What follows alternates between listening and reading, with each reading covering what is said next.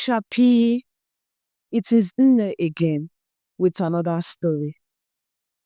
In a small village, nestled between the hills and thick forests of southeastern Nigeria, there lived a woman named Azuka, known to all as beautiful, bold, and dangerously mysterious. Azuka wielded charms and poisons like a skilled warrior, and her beauty masked something darker. Her hands were stained, not with mold from the farmlands, but with the blood of men. People spoke in whispers about her, how suitors who betrayed her fell sick and died, how neighbors who crossed her path suffered strange misfortunes. Children were warned not to collect anything from her hand. Her own family traded carefully around her, but no one could stop her. Her sister Ngozi begged her to repent, to turn her back on black magic and poisoning. Azuka only laughed.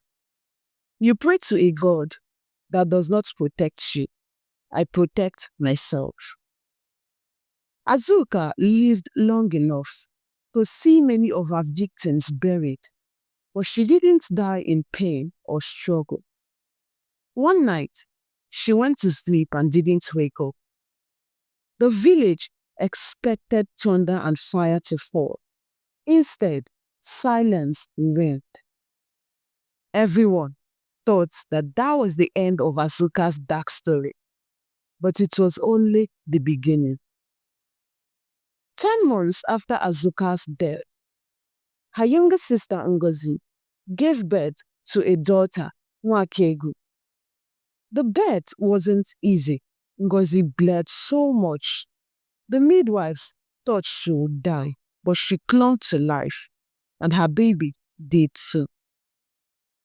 On the 8th day, the baby was named Nwakegu, meaning a child is greater than wealth. The child was calm, too calm. Her eyes were always watching, always alert. The elders visited and quietly shared their thoughts. This child carries an old spirit. It is Azuka that has returned. And so, in fear and confusion, a private naming ritual was conducted at midnight. The priest of the village shrine confirmed their suspicion. The child had come through the same doorway Azuka exited. Nwakego was said to be her reincarnation. Ngozi, devastated but helpless, was advised to agree to it, to allow the soul to rest through the child. She will live well if you accept it, the priest had said. If you reject it, she may die young or suffer greatly. So Ngozi, trembling and tearful, nodded in agreement. Nwakego grew into a bright child. She loved to read, to run, to help her mother cook. But all things happened around her. A neighbor's son who bullied her suddenly fell ill. A teacher who slapped her had a stroke. People began to fear her. At first, Ngozi defended her. She is just a child. She knows nothing about the past. But by the time Nwakego turned 11, her life had become a map of endless pain.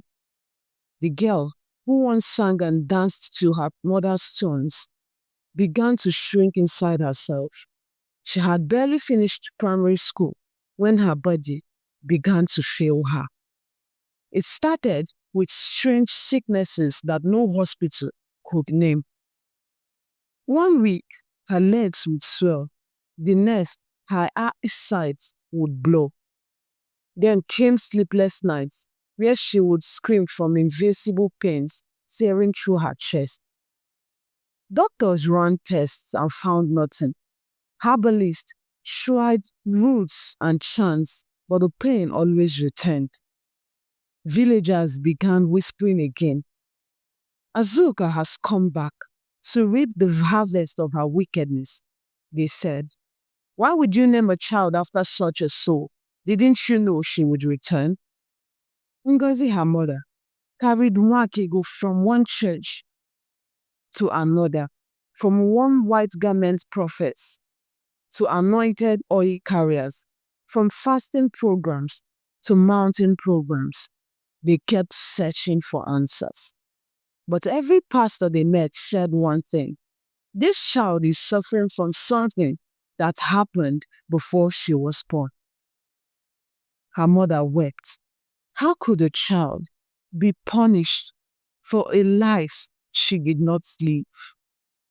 Still, she held on to her daughter, determined not to lose her like she had lost her sister. One rainy evening, Wakego sat on the veranda of their two-room mud house. The storm clouds gathered above Umebele village like old gods returning to take account of death. Her body shook from fever and her breathing labored.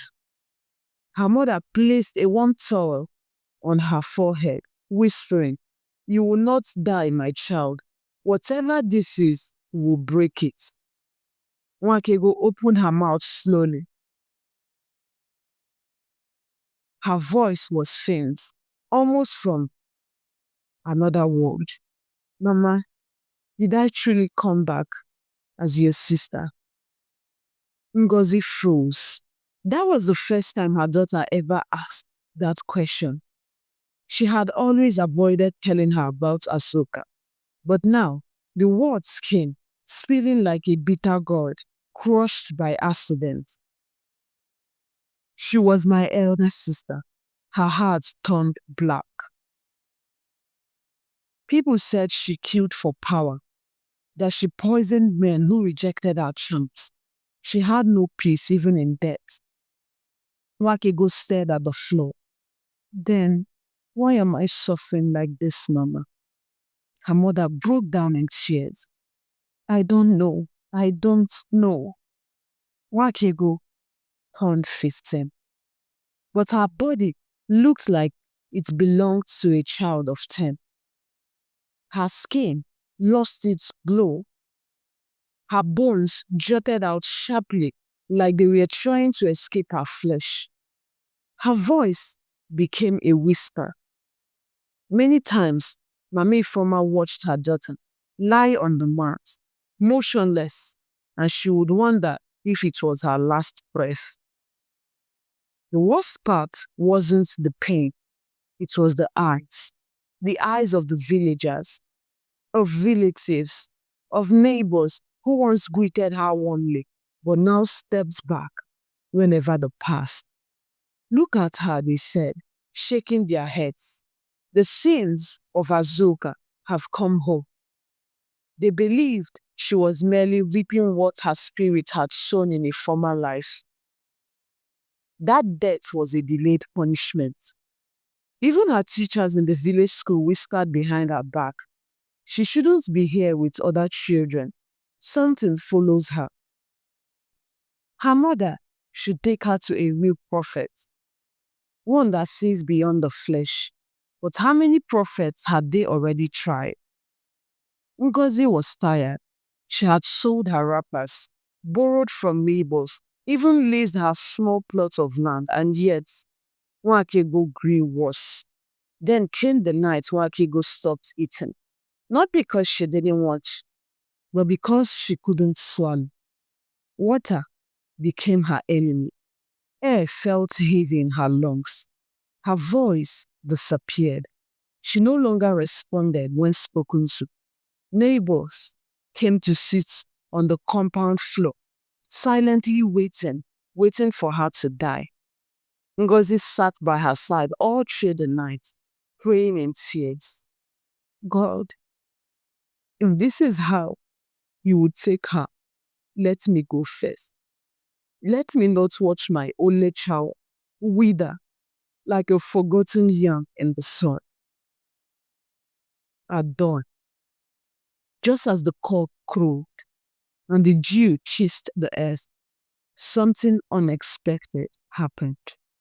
A stranger walked into their compound. He was tall, wearing a simple brown robe. His beard was silver, and his eyes deep, like one who had seen so many lifetimes. I was passing by the road when I heard a name in my spirit. He said, Nwakegu. Where is she? The villagers, already mourning, turned to look. Another prophet, someone whispered. But this one was different. He walked straight to the sick girl's mat and knelt beside her. She is not who they say she is, he said. Ngozi, confused, blinked. Who are you, sir? I am nobody, just a messenger, he replied. This child is not Azuka. She carries a name, not a spirit. She is only bound by agreement, one made by people who thought they were wise. The crowd fell silent. Then he turned to Nwakegu. Though she looked unconscious, he spoke gently like a father to a sleeping daughter. You are not Azuka. You did not kill. You did not poison. You owe no blood. You owe no sacrifice. Then louder, with authority, Nwakegu, rise and break the agreement. Refuse what is not yours. Reject what your soul never signed for. And in that moment, for the first time in months, Nwakegu's fingers twitched. Her lips moved. And though faint, everyone heard it. I am not Azuka. I am Nwakegu. I do not accept this punishment. As soon as Nwakegu whispered those words, I am not Azuka. I am Nwakegu. I do not accept this punishment. Something in the air shifted. The leaves on the udala tree rustled, though there was no breeze. The goats tied nearby began to bleat nervously. A woman standing in the corner of the compound screamed and dropped her calabash. Nwakegu's body ached, as if something heavy was being lifted off her chest. And then she let out a long, violent cry, raw and piercing, one that came not from her throat, but from somewhere deep in her spirit. The strange prophet didn't flinch. He placed his hand on her forehead and whispered again, You are free. You are not owned. Suddenly, Nwakegu gasped and began to cough, hard like her lungs were carrying centuries of dust. Mama Nwakegu rushed to lift her, but stopped midway, shocked. Nwakegu was sweating. For the first time in years, her skin glistened with real heat, not the cold, sickly sweat of fever. Color was slowly returning to her cheeks. Her eyes, once dull like old glass, opened with clarity, and she spoke, not in whispers, not in broken groans, but with strength. Mama, I am thirsty. The entire crowd went still. Mami Foma dropped to her knees. She wept so loudly, so freely that even the palm trees seemed to listen. Someone ran to fetch water. Others fell on their knees too, singing old worship songs they hadn't sung since their grandmothers passed. The stranger, who had come without invitation, stood and began to walk away. Wait! Someone called. Who are you reading? But he didn't answer. He simply raised one hand in blessing and replied, The one who sent me knows her name. That is enough. And just like that, he vanished through the same narrow path he came in from. From that day forward, Nwakegu changed. Not suddenly, not like magic, but like dawn, slowly, steady, and certain. Her appetite returned. Her laughter returned. Her legs, once too weak to carry her, began to carry not just her body, but her purpose. She returned to school. The girls who once mocked her watched her speak boldly in class. She joined the church drama group and began to act out the very story that almost ended her. She told everyone who would listen, You are not who they say you are. You don't have to carry another person's death. Nwakego's life after the prophet's visit was nothing short of a miracle. But as she walked in freedom, the question still echoed in her heart. Why me? Why was she the one chosen to suffer for Azuka's sins? Why did it take so long for anyone to speak against it? Why did her mother, blinded by fear and tradition, agree to such a thing in the first place? But rather than let bitterness go, she made a decision. She would tell her story, not with shame, but with power. At 17, Nwakego began speaking in gatherings, churches, women's groups, schools. She told the story of how her life nearly ended before it even began.